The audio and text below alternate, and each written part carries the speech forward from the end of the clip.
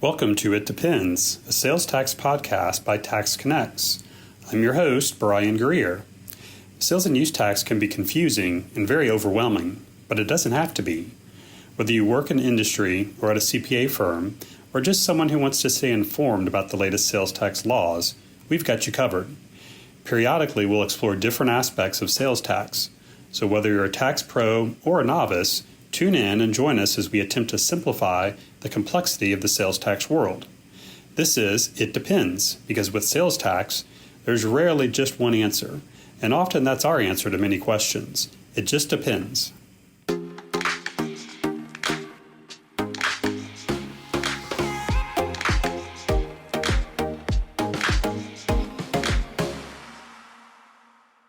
We're really going to try to answer a handful of questions.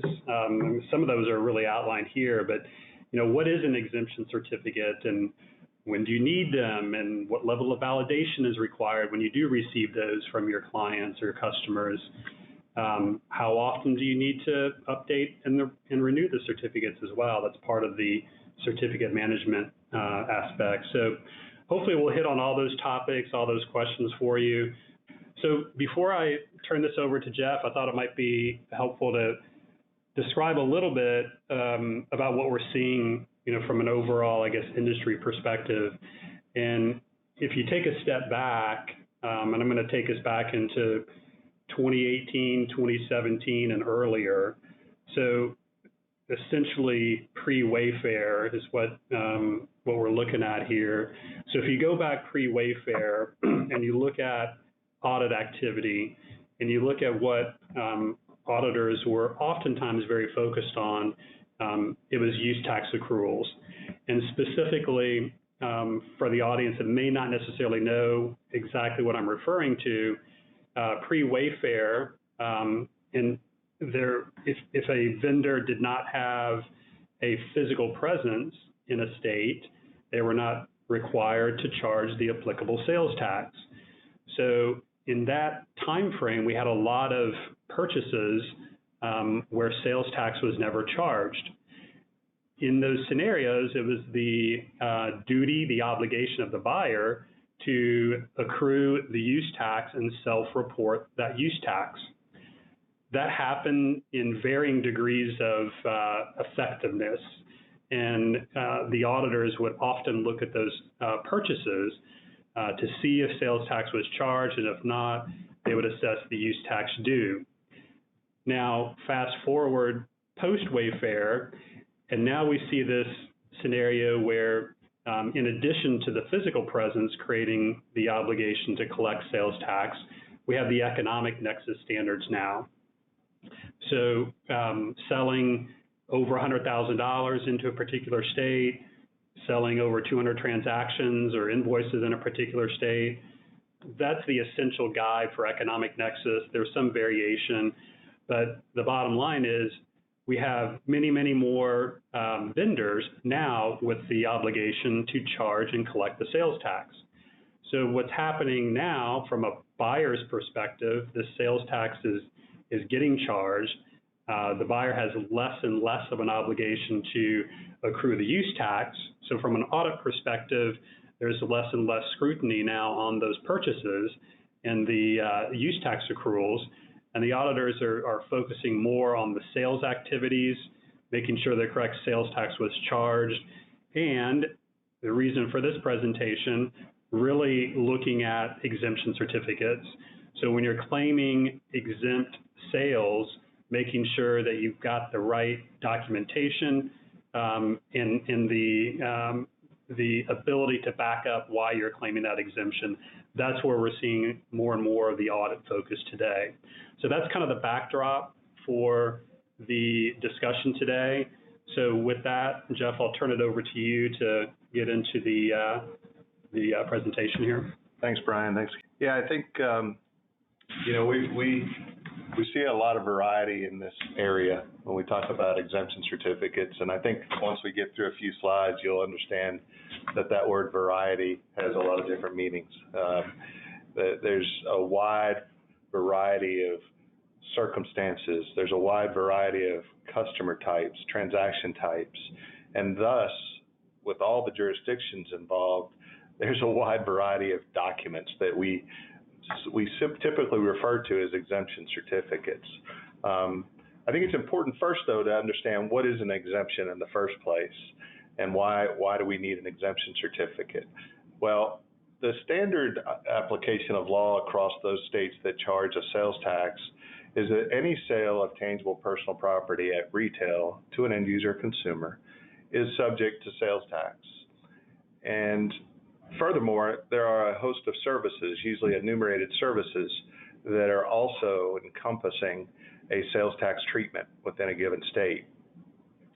And in the event that transaction occurs in a certain type of scenario or with a certain type of company, the state might afford that transaction exempt status for sales tax purposes, but only to the extent that an exemption certificate exists to substantiate that exemption.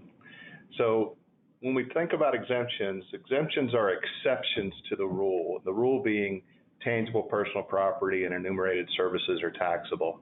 So it's an exception that eliminates the burden of sales tax applicability on the part of the vendor making that sale. It is, I think, important also, just as a side note, to talk about the difference between an exemption and an exclusion. And we, a lot of times, encompass every transaction that doesn't get taxed as an exemption. But the reality is those products or services that are outside the scope of the general statutes around taxability of tangible personal property and those enumerated services, those other services that aren't enumerated are excluded from tax. And if something's excluded from tax, there is no need for an exemption certificate. It's never taxable to begin with, and so there wouldn't be a need to prove otherwise. So that's why we have this key sort of descriptive difference between an exemption and an exclusion. At the end of the day, you know, we talk to a lot of companies and work with a lot of companies, obviously, that have challenges around exemption certificates. One of the things that seems to be compelling for a lot of companies is how to ask for exemption certificates or when to ask for exemption certificates. My typical response to that is don't. As the vendor, you don't really have any obligation to request an exemption certificate, and you generally don't want to be in the business of directing a customer down one path or another relative to an exemption. That being said, I also, with all the years I've been doing this and working with different companies, I also get the fact that so oftentimes companies, they already have a sense for their customer base and whether that purchase is going to be exempt or not. They it's sometimes very obvious, or sometimes they just have a good sense. And so they don't want to be in that position where they've charged sales tax on an invoice, and a month later, after they've reported that tax and paid it to the jurisdiction, their customer comes back and says, oh, we're not going to pay that tax. We're exempt. Here's our exemption certificate. So I can understand the compelling argument for a vendor wanting to inquire. And I think it's not a bad idea. I just think there's times when it makes more sense than others.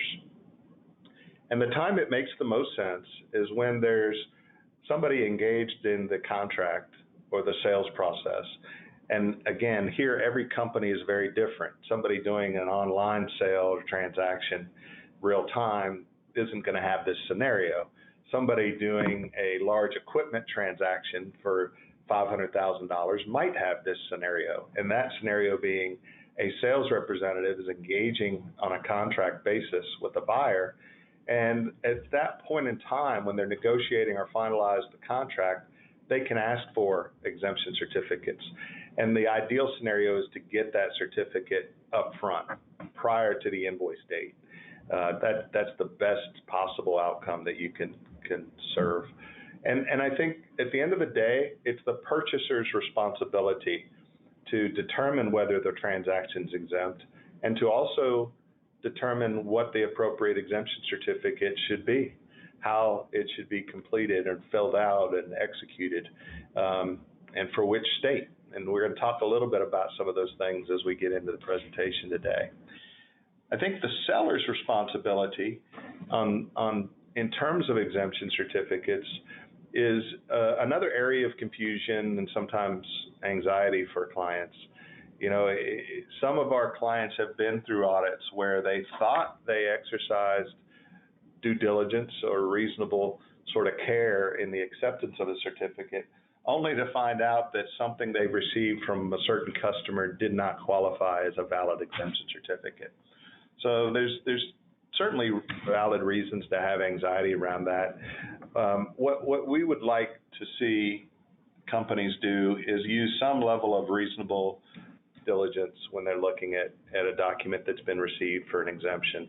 And understanding the situsing of that transaction is important, and understanding the nature of that state's sales tax exemption process is also important. Nobody expects you as a vendor to understand all the rules in all the states. And so there's essentially going to be a lot of folks on this call today that say, look, I'm selling into every state in the country. I have no idea what the taxability rules are off the top of my head in a particular state. And thus, I don't necessarily know what their certificate looks like in that state, or what it should look like, and what it should say. And we'll talk a little bit about those basic elements of an exemption certificate here in just a little bit that you need to look for and maybe check off as a precursor to accepting a certificate. But these certificates, you should really find a certificate to have a couple of things on it that make you feel a little less anxious. One of those is a signature of the customer. The other is a statement at the very bottom of that certificate stating that they're executing that certificate in good faith and under the perjury or under the case of perjury, and they would be subsequently liable for any tax that would be associated with that transaction. So you should try to ascertain whether or not your form or your document has that sort of language on it. So that's sort of the concept of an exemption certificate, or an exemption in general, I should say. The exemption is applicable to an otherwise taxable transaction, and it's applicable in certain circumstances, which we'll get into next. The categories of exemptions. The one that's most relevant and prevalent would be resale exemptions. So everything that Walmart is buying to put on its shelves to advertise for sale, they're buying that exempt from sales tax. It's tangible personal property. They're buying it for resale. So they're going to issue a certificate that says they're in the business as a retailer and they're qualified to be able to purchase that item for resale. The second, probably more common scenario, is manufacturing. And so the type of business that this customer is engaged in can make a big difference and make a big impact. Manufacturers is probably one of the largest areas, and they make a ton of purchases. They're buying two key components. One is equipment and tooling and supplies to facilitate manufacturing activities, and the other is raw materials that are incorporated into the finished good. Both of those tend to be exempt in the vast majority of the states, or they receive some form of preferential tax rate. So it's a big area. There's specialized exemptions, very specific, whereas resale is fairly broad, pretty easy to evaluate a resale certificate and validate it because it has sort of a basic element to it. Manufacturing could be a little more complicated, and that's true for companies that really specialize in really unique products, usually machinery and equipment or any type of industrial supply or tool. And the reason it's complicated is because all the states vary to some degree in the scope of their manufacturing exemption. Sometimes it's simply machinery and equipment that directly impacts the manufacture of that product. Sometimes it expands to hand tools and supplies, even cleaning supplies or maintenance supplies, and even forklifts that are taking product at the end of the assembly line from that to the shipping dock. So there's a variety of scopes, I guess, that I would characterize exist across the states. And that makes it challenging for a company that's selling to a lot of customers spread out across a lot of states. Again, we revert back to that good faith effort to try to make sure it's a valid certificate. The last category, let me add to the manufacturing agriculture. Agriculture can be big in certain parts of the country, as we all know, and if you're a business that serves the agricultural industry, you're also going to find there's a lot of unique exemptions available. It could be anything from tractors used directly in the cultivation of products to feed for livestock, or even medicines and things like that for livestock. So there's just a ton of different varieties of exemptions that are available out there. And then lastly, what type of entity are we selling to from a legal entity structure basis? And that kind of serves to cover those things that include sales to government agencies. Typically a sale to the federal government is exempt by statute. You don't necessarily need an exemption certificate if you're selling to the federal government. They're generally excluded and exempt from sales tax statutorily. When you get into state and local government, you then need to get some exemption certificates. And not all states exempt state and local government purchases. So just recognize the rules aren't the same everywhere you go. Similarly, nonprofits tend to get preferential treatment from a sales tax perspective. And in a lot of states, the purchases by a nonprofit are exempt, but again, it necessitates an exemption certificate to substantiate such an exemption. And not all states exempt nonprofits. And lastly, this kind of spans both government and private sector, but educational institutions, there's some private nonprofit educational institutions, there's certainly public educational institutions, so they may fit in either a nonprofit or a government status, but there's also something in between, and there's certainly some exemptions that can apply to educational resources and supplies, so there could be some uniqueness there as well. And you might be addressing this later in the discussion, but we've all seen scenarios where we've got this process in place and we're going to charge tax to a customer unless they provide us the exemption certificate. It's kind of the tax policy, good policy to have. So then we charge the tax, we immediately report it the next month, client's on a net 30 payment terms, we get the payment from the client, and at the same time, they short pay the invoice, and now they give us their exemption certificate.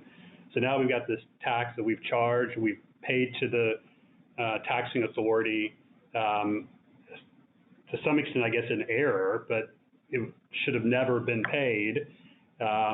What do you do about that? Yeah, it can be a real challenge for certain types of companies, particularly those that don't have a retail storefront, and so they're selling incrementally to various jurisdictions throughout the country. And in Brian's example there, they may be selling one time to a Louisiana parish, and they may not have another sale to that Louisiana parish for 2 years or ever. So they've got a situation, assuming that they were registered and charged and collected that tax, and then reported and remitted it already, which is Brian's example. There's really not a whole lot of options available to that specific scenario other than to amend the return and pursue a refund from that jurisdiction. So that's that scenario. The other side of the spectrum would be I'll use Walmart again as an example.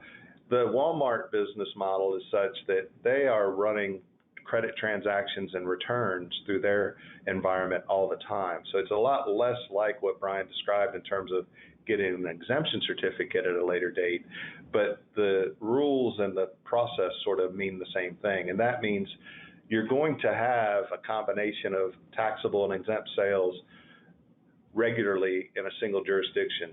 And so to the extent you've already paid that tax for a sale to one customer who then subsequently issues an exemption certificate, you would then simply take a credit that following month against that jurisdiction's tax liability for that credit that you're issuing to your customer. That's the common practice. Now, I won't tell you that that's not without risk, but practically, typically from a materiality perspective and a cost-benefit perspective, it just makes the most sense to operate and manage it that way.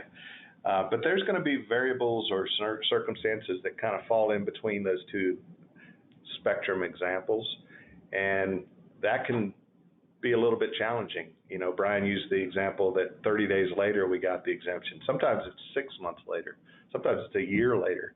And somebody says, hey, I already paid you that tax, but we were exempt, didn't realize it. We want a refund. So there are a number of things that can play out that aren't easy to manage. I think the thing that I want you to understand, though, is taking those credits systematically, like I described in the Walmart scenario, does have its risk.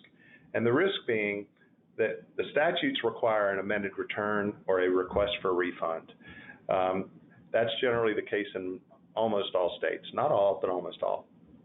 If you operate the way I described and you get audited, as long as both periods, the period in which you charged the tax and the period in which you took the credit, as long as both periods exist in the current audit cycle or the statute of limitations, you're fairly well insulated from any issues. It's very unlikely the auditor is going to make any issue of it. Statutorily, they could probably issue some penalty and interest on that. They could say you erroneously took a credit, but we're going to give you the opportunity to fix it. So it becomes a valid credit during the audit, but we're going to penalize you and charge you interest for that 1 month or how many months that applies. So there is some risk. It's very minimal risk, but I will tell you, I've had a client in the last couple of years that had an extraordinary circumstance that's very similar to what Brian described, and it was in the hundreds of thousands of dollars. And they just so happened to have executed a similar transaction, in a similar fashion as the way Brian described. And what happened was the audit ended up having a statute of limitations that went back to the middle of that transaction, meaning the audit ended before the transaction's original invoice, but it included when they actually absorbed the credit. And because they absorbed a credit against a phantom transaction from the state's perspective, again, that original transaction is a phantom transaction because the state can't look any further back than the statute of limitations.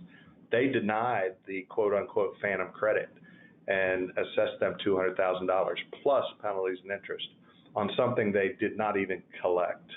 And so there's some real-world scenarios that get a little risky and touchy. So I think magnitude or materiality are a big part of that equation. Yeah, so it's the standard. It all depends. It all depends. Yeah, sure. So we talked about an exemption in terms of how we define it. We talked about the categories of exemptions, and now we'll kind of migrate into, well, what are the forms of exemptions? What are the types of documents that we should expect to receive? And this is, again, it's a wild card. You know, I like to tell folks that there's an infinite number of forms that you might potentially receive, and I say that with this sort of explanation. Some states allow you to do a custom form. So if any state allows you to do a custom form, and there's an unlimited number of ways that they can craft that form, and it still qualifies a valid certificate, you can extrapolate that to say there's an infinite number of opportunities or scenarios. But let's walk from the more basic forms of an exemption certificate through to that custom sort of certificate. And the first one that most of us are going to be familiar with, if we are familiar with exemption forms, is what I would call a state-issued form. These are common in states like Florida. Florida's sales tax form is generated automatically or systematically for each customer who's registered. And so it's a standard template form. It's a PDF essentially that can be printed or downloaded from the website and issued to the vendor by the customer. It doesn't have a signature and there's not a date written on the form, but those forms are annual forms. They exist for a year. They expire at 12/31. So if you are working with or selling to a customer who's issuing a Florida resale exemption certificate, you've got to remember that's an annual certificate, and you've got to renew that certificate if it's going to apply to your transactions in the following year. We're going to talk a little bit more about record retention and that kind of stuff here in a little bit. The second more common form would be the states publishing a template. They'll have a form number, but it's a template. It's not filled in. It's not pre-populated with any information. And you can go to the state's website, print out this form, and you fill it in. You know, it's a guide. It's a template that requests specific information. Basically, the information that's the takeaway at the bottom of this slide that you guys are looking at, it's going to have the buyer's name, sales tax ID, the seller's name, the item purchased, the reason for the exemption, then you're going to sign and date it.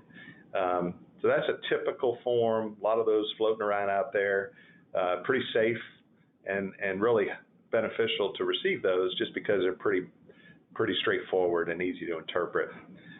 Another thing that's fairly common is what we refer to as the multi-jurisdictional form. It's published by the Multi-State Tax Commission, and what they've done is they've consolidated or gotten agreement from about 34 states to allow a single form to represent a valid resale exemption certificate. And it is really simply a resale exemption certificate. So when I was looking or describing the prior form template that the states administer, there could be multiple forms. There could be a form for manufacturers. There could be a form for exemptions, resale exemptions. There could be a form for nonprofits. Some states have a form that encompasses all of those, and it's just an exemption form. So there's a variety. This multi-state or multi-jurisdictional form is specific to resale transactions. And like I said, it encompasses about 34 states. There's some tricks to it. There's about 4 pages of footnotes on the back end of this thing. And so not a bad idea to familiarize yourself with some of the footnotes. Most of the footnotes are not necessary. But in any case, it's a fairly common form when you're a customer that's buying products that are being shipped across multiple states. So you would expect a Walmart to use a form like this. Walmart typically uses their own form, but you would expect somebody like a Walmart who's buying from a distributor, and that distributor is shipping to 40 different states that the product or service they're going to resell. That's the kind of form that would play out in that scenario. There's also what we refer to as the streamlined sales tax scenario, and streamlined sales tax is basically a consortium of states, about 24 of them that participate, and they have their own certificate that can be used in different transactions. Again, mostly resale, but there's some other exemptions like nonprofits that can apply to that as well. But it's very specific to only those 24 states that fit into the streamlined sales tax program. I already mentioned custom forms. They do come in a lot of flavors and varieties. You know, the way exemptions work, not always predictable. For example, let's say you're building a brand new mall in a district in Colorado. You go to the local district or the government agency, maybe a few levels above, and you say, hey, we're bringing this infrastructure to your city, to your district, and we're going to bring this many jobs. We're going to bring this much value in tax revenue. We need some incentives. We need some help offsetting some of the cost of building this out. And they may say, well, why don't we do this? We're going to just exempt all the material purchases from sales tax. And they'll establish a very specific exemption that'll be issued by that local jurisdiction. And it'll give authorization for the general contractor and probably their subcontractors to take that form and go to Home Depot and buy materials for that project exempt from tax. They usually put pretty good restrictions on the use of the certificate, and it's pretty self-explanatory, but it's very unique. And sometimes our clients will get a certificate like that and go, what the heck is this? Never seen anything like this before. So just know that there's a lot of circumstances under which exemptions can apply and certificates can look a little bit strange. At the end of the day, again, we're trying to think about this from a an acceptance perspective, how do we interpret, how do we evaluate, how do we validate that this is a good certificate? And the takeaway, as I just mentioned earlier, is these key elements that should be a part of most certificates that you're going to receive. Can we accept a resale certificate from a customer who is not registered for sales and use tax within a state if they use another state's ID number on that form? And they've gotten kind of mixed messages. Some states will accept the out-of-state number, other states will deny the out-of-state number. Yeah, Brian got to ask that question knowing the answer, so I appreciate the way he's leading me down the path. Yeah, Brian could be delivering this message as good as I could, I know. Yeah, this is a very complicated area. So there's a simple answer, and that is yes, it could happen. That could be a valid exemption certificate, but not in every state and not in every circumstance or condition. So what Brian was talking about was a drop shipment scenario. A drop shipment is a big headache for a lot of companies these days. And, you know, when Brian kind of introduced the fact that the economy and the market has changed, and there's really a lot more of what we call remote sellers, internet sales transactions. There's a lot more companies, small players, who have entered the market that are able to use these platforms, marketplace platforms and other platforms to sell. And in a lot of cases, they're not large enough to require that they be registered. And some of their customers are buying product, they're drop shipping it from a distributor, but the distributor has nexus in that state and is registered in that state to which they're shipping. They're required to charge tax unless they get a valid exemption certificate. Again, the vendor in this case, the retailer, isn't registered in that state, isn't required to be registered in that state. And there are some states that will actually accept that scenario and then that type of a certificate with the home state registration number of the retailer on the form for the destination state where the customer is receiving the product and where the citing of the sales tax occurs. Probably didn't answer that as clearly as I would have liked, but it's a good example of why drop shipments are kind of so complicated. They're hard to describe and they're hard to kind of follow. The challenge we also see in drop shipment transactions is one side of that transaction has a pretty good grasp of the law and the applicability of that accepting a certificate from a different state, and the other party to that transaction doesn't have a grasp of that law and isn't going to get comfortable. It's not logical to them, and it doesn't make sense. So you can have a lot of conflict in those scenarios. Even though it's a very valid exemption certificate, the distributor may not accept it, say, I can't buy into that. I've been audited enough. I'm not buying that. That doesn't work. But there is some support you can get for that. Brian's active in the IPT model and Institute for Professionals in Taxation. They used to publish an actual book that was a drop shipment matrix or drop shipment guide, and they stopped doing it for a couple of years, and they've revamped that program in an online form. So you can actually go to the Institute of Professionals in Taxation, subscribe to that drop shipment survey, they call it. I think they still call it a survey, and gives you a lot of details and statutory support so that in the event you're actively engaged in those kind of transactions, you have somewhere to go to help you validate the exemption. So again, we've kind of identified what an exemption certificate form is, what it looks like, what are the different varieties of exemptions that exist.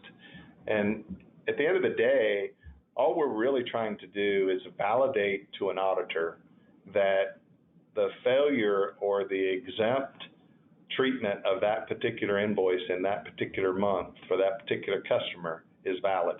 It's a valid exemption. I used reasonable and good faith judgment in accepting an exemption certificate, and that's why I didn't tax that transaction. But to be able to make that representation, you've got to manage your exemption certificates effectively. Getting the certificate and then not managing it effectively is essentially the same as not getting the certificate. In the absence of the certificate, you've got an exempt sale. So again, we talked a little bit about when you get the exemption certificate and how you get the exemption certificate. Ideally, you'd like to have it either before the invoice or at least at the time of the invoice. We know that doesn't happen in a lot of cases. It is okay if you get the certificate a little bit later. Sometimes states will give you a headache or a hard time about the date on the certificate being after the invoice. It's a legitimate issue. It's statutorily an invalid exemption certificate. The date of that certificate has to be prior to or on the date of the transaction. But more often than not, the jurisdiction's either going to give you grace on that or allow you to go back and get a revised certificate. The reality is when they ask you or give you the grace to go back and get a revised certificate, you're going to get a current date on that certificate anyway. So, again, I think it's just trying to do the right thing, trying to be diligent about it, and keeping good records and a good storage function around exemption certificates is absolutely critical. And the larger scale the business is, the more volumes the exemption certificates they have, the more critical this aspect of the business is going to be. You do not want to be the person responsible for managing exemption certificates, and all of a sudden, 3 years later, knock on the door. When they start asking for them, you're not organized. You're not able to provide them. It's a straight assessment, and it's painful. When we start to think about the management of certificates, there's a few things that we have to consider. These certificates are not always blanket certificates. Some certificates you can elect to have applied just to a specific type of purchase. This is very common when we're dealing in manufacturing, because manufacturers may buy anything from an office chair to a very sophisticated laser that's in the quality control process or function. And there may be a supplier out there that supplies both for whatever reason. So when you're in a business that supplies or sells a lot of variety of products and services to particularly manufacturing, it's not going to be unusual for you to get an exemption certificate that only applies to certain types of SKUs, certain types of products that are in your inventory. And you've got to manage to that level of detail.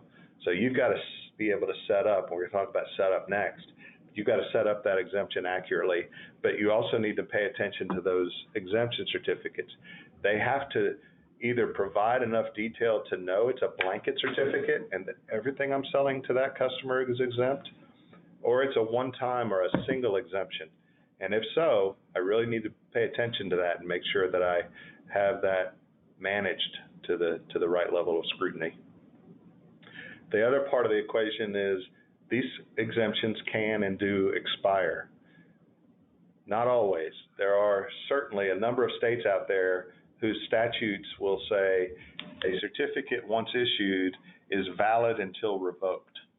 So that basically says some certificates are valid and eternally. We don't like to recommend managing to that level. I think the wise thing to do is to use a 3-year rule, 36 months. At the end of 36 months, you probably should say this certificate has spoiled and I need to get a new certificate. And this is true when you're working with customers that are long-term customers of yours. You're selling to them frequently, periodically, over the course of years. It's a very good idea to get an updated certificate. A couple of things can influence that, even in states that say the certificates are good forever. That company may start buying things that they're not using in the same fashion they used to. They may have changed their business model, or the statutes may have changed, and now the product they're buying it and the way they're using it is no longer exempt. So if you've got at least this 3-year approach, you're at least giving yourself a little bit of protection, and you're always keeping things a little bit fresh. The Florida example I gave earlier, those expire annually. So you're going to, in January or December of every year, you need to prepare yourself to go out and request those exemption certificates. Don't expect your purchasers to update you with new ones. Once they issue them to you, all they care about is not paying tax. They don't care that you decided to not charge them tax erroneously. So be prudent in that regard. And as I talked about earlier, what happens if I don't have a certificate and I do get audited? Most of the states, most of the time, you're going to be afforded an opportunity to go back and get exemption certificates. But just understand that's not a statutory obligation of the states. The states can deny that exemption in the absence of that certificate. They do not have to give you permission, or they can decline to allow you to go back and get an exemption certificate after the fact. So you are at risk. You are liable. It's only through their kind graces and sometimes just logic that they'll let you go back and obtain that exemption. Another conversation we had, I don't know if this will come up maybe in a question, but if it does, I'll answer it in advance. Another question we have is from companies who are operating across all states, but they don't have nexus everywhere.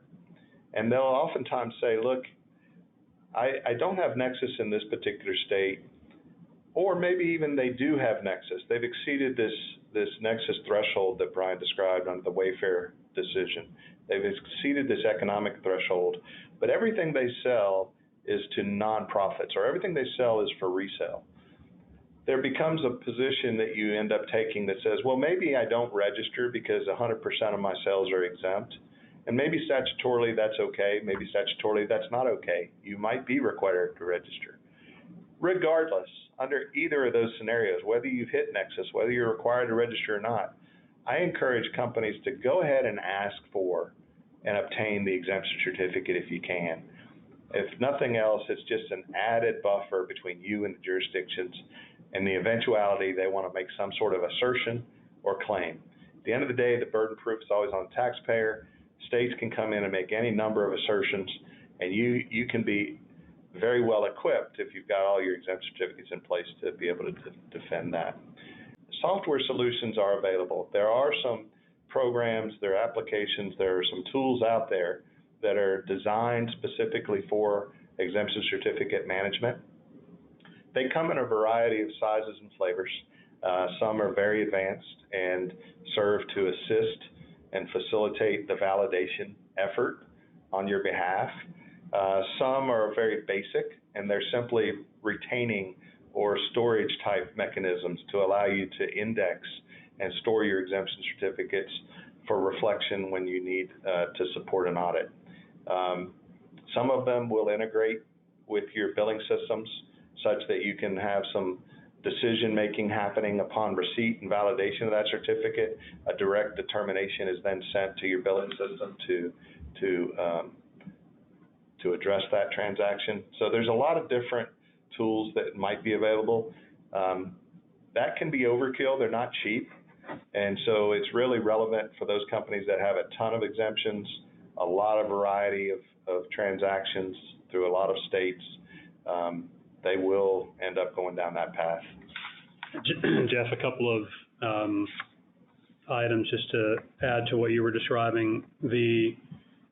Another risk area of waiting until you're audited and then going back and get those certificates, even if the auditor is kind enough to say, yeah, that's cool, you can go ahead and do that. We know not all those businesses are still going to be in business.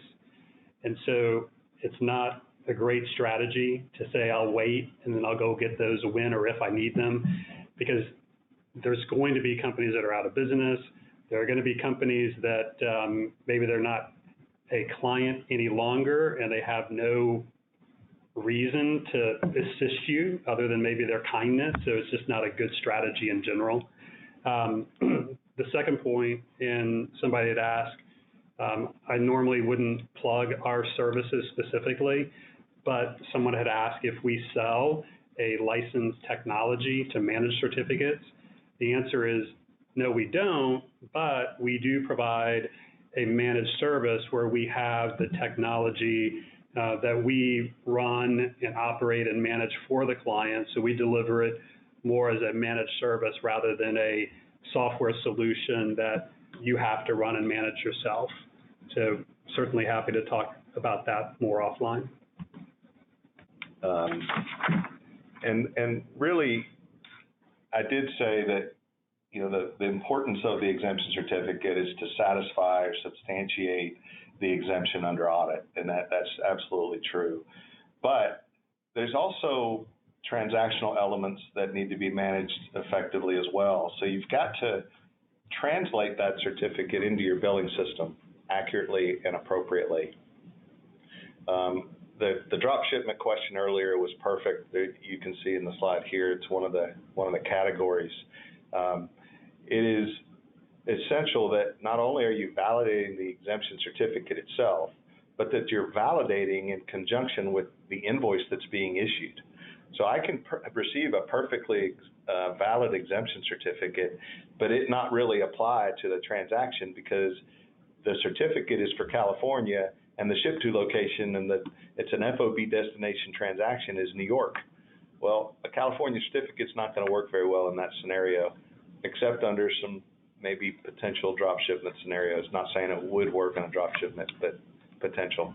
So citusing of the transaction is critical, and citusing rules for sales tax purposes, I'll talk a little bit about that. It's not the purpose of this presentation or the purpose of this discussion today, but I think it's helpful in relation to exemption certificates. So I got to understand the situs of tangible personal property, and that's typically driven by, as I just described, where does the title transfer to the customer? If it's FOB destination, it's at the customer's location. If that's an interstate transaction, I need that state to which that customer is receiving that property. I need that state's exemption certificate. Another scenario might be that I'm selling services. How do I tax services if they are taxable in a state? Maybe I'm performing the service in Georgia, where a lot of services, most services aren't taxable, but I'm delivering that service to a state like Hawaii, where a lot of services are taxable. The question then becomes, do I have nexus as the service provider? If the answer to that is yes, typically it's where that benefit of service is received is the citusing point for that sales tax. So if I have nexus as a Georgia service provider in Hawaii and I deliver that service to a Hawaii customer, I'm obligated to either charge that tax or get some form of an exemption certificate. One of the areas that we have a lot of clients that are impacted by this particular area is SaaS, software as a service. It's very common for companies at headquarters to buy 1,000 seat licenses to a particular SaaS product, and they're disseminating those seat licenses out to all their employees across multiple states. How, as the vendor, do you manage that? And that's a very challenging, can be risky, but more challenging than risky. I'm not going to tell you exactly how to do it because there's different scenarios. All I will say is what we typically are looking for, again, is the same thing. The benefit of service is what drives the tax situs. So in essence, it's where all those users are located. Well, I can tell you, we're not going to recommend that you break down a 1,000-seat license into 1,000 different locations across the country and charge tax on every one of those lines separately and differently. That's not going to be our recommendation. So it's something different than that. We're probably going to advise you use the bill to the headquarters operation as your citusing for that transaction. But that being said, there are what's called multiple points of use exemption certificates. I know Washington State has this. Tennessee has a multiple points of use exemption. A number of states do if you really drill down into their statutes. And what this does is it allows the customer to say, look, I know I'm buying something from you that I'm going to use in the way of SaaS across multiple states. It's not going to be, I'm buying it as a New York customer. SaaS is taxable in New York. But in a lot of the states that my users are located, SaaS isn't taxable. So what I'm going to do is I'm going to issue this multiple points of use exemption certificate, and I'm going to tell you what I'm doing. And I might tell you the percentage that's taxable in New York, and the rest of them I'm going to say is X or not New York, and I'll take on the responsibility of the tax wherever it's taxable. Usually the multiple points of use exemption is 100% exemption. It's taking the responsibility off the vendor and putting it entirely on the purchaser to allocate those seats appropriately and to self-accrue and remit consumer's use tax. So just some weird scenarios and examples of where you need to be cognizant of what that certificate's purpose is as it relates to your invoicing or your transaction. Make sure they're on target with one another. the risk of blanket exemption certificate application can be more challenging in these three scenarios. Nonprofits, there are sometimes things that nonprofits are exempt from, and it's usually products that might go into food products and things that are kind of unique. So just be careful that not always is a blanket exemption going to apply to everything. Manufacturers, I said before, if you're in a business where you sell chairs and you also sell lasers used in quality control type environments, that chair is not being used in manufacturing, and you're not using reasonable diligence in accepting that certificate for that chair. So even though you got a blanket certificate, I would expect or anticipate that a state auditor would challenge you on that and say, you shouldn't have exempted that chair. You should have known that manufacturer wasn't using that chair in manufacturing. And then we've talked again about drop shipments.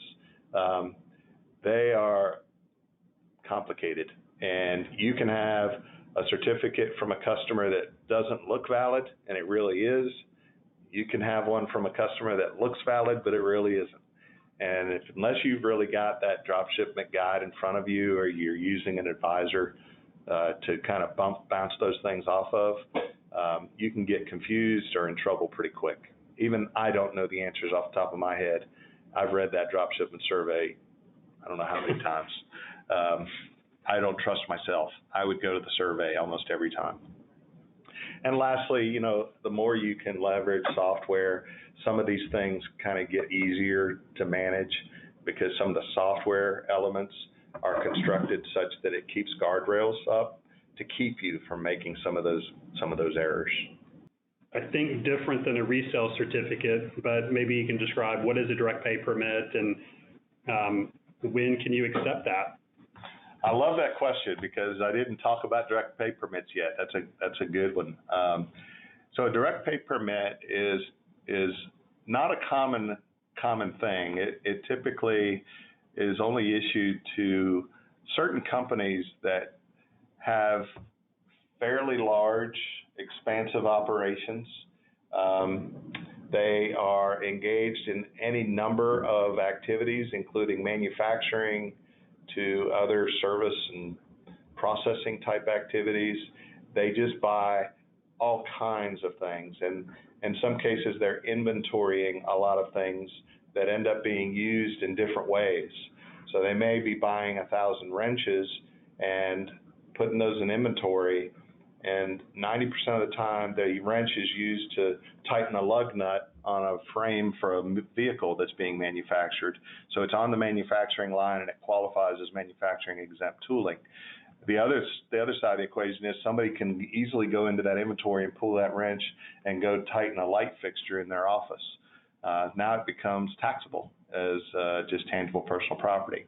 So what happens is these companies that are in these circumstances, they actually go to the state and apply for a direct pay permit. The direct pay permit allows them to buy anything, virtually anything and everything exempt from sales tax. They then are responsible for accruing and remitting the sales tax. You see it fairly common in Texas with the oil refineries. Most of those oil refineries are under direct pay permits. And direct pay permits don't apply to everything all the time. And companies with direct pay permits don't always execute them. They don't always issue them. So just because you might see a company on a website, because I think Texas would publish all their direct pay permit holders, just because you can see that they're there doesn't mean that you can exempt that transaction. You need to get that direct pay permit in hand. But it is a unique exemption and fairly hard to get, not very common. And when you get one, you're going to probably recognize the name of the company. Well, you would anyway because they're a customer of yours. But they're usually large enterprises, large enterprises. And they've had to prove their capability to manage their consumer's use tax calculation to the state. I'm not sure if you're going to know the answer to this one or not, but signatures on exemption certificates. What signature, typed in signature versus a electronic signature? Yeah, I would say that it's obviously with COVID, they had to make some adjustments. I don't know the answer in every state, kind of like drop shipments. It'll depend on the state.